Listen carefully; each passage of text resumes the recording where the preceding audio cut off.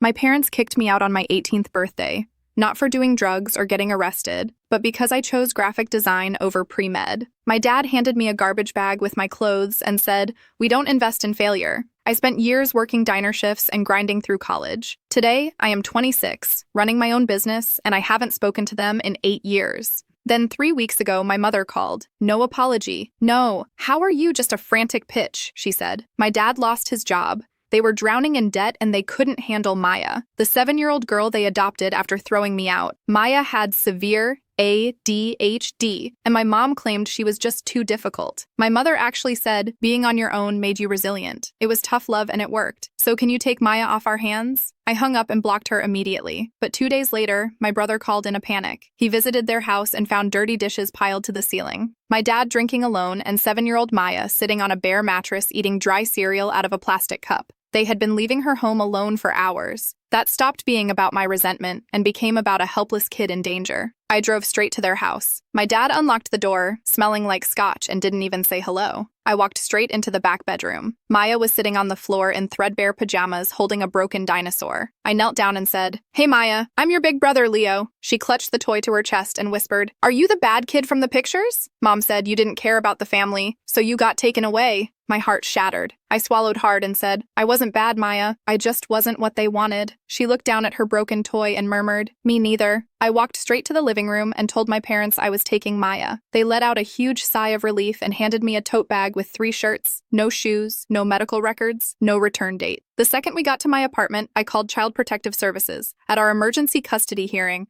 my parents showed up in fancy suits accusing me of kidnapping their daughter for revenge, but the judge read the social worker report out loud, detailing the severe neglect, dirty house, and Maya confession that they locked her in her room so she wouldn't be annoying. The judge looked my father dead in the eye and asked if you are such fit parents. Why did you willingly hand your child to an estranged relative with no legal papers or shoes? My dad couldn't say a single word. The judge granted me full custody on the spot. As we left the courtroom, my mother screamed in the hallway, "We made you who you are." I looked her dead in the eyes and said, "You didn't make me. I built myself despite you, and I won't let you break her too." Today, Maya has her own room, clean sheets, and a closet full of clothes that fit. They tried to throw both of us away, but instead they just gave me a sister.